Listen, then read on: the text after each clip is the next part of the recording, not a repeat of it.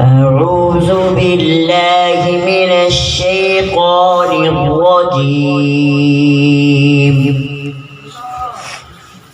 بسم الله الرحمن الرحيم.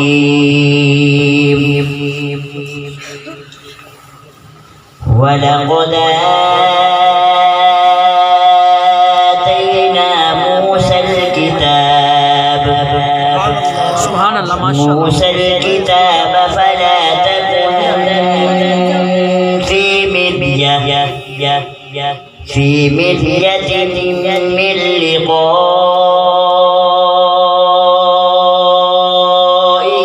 وجعلناه هدى لبني إسرائيل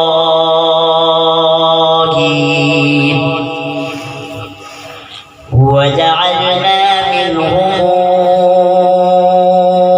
أئمة يهدون بأمرنا لما صبروا وكانوا بآياتنا يوقنون.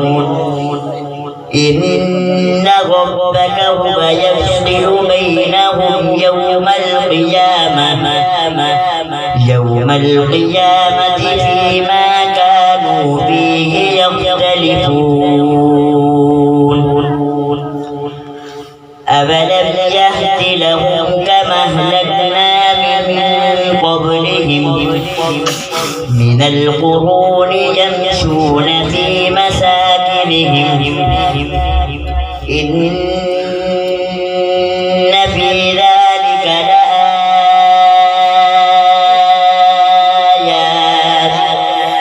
أفلا يسمعون.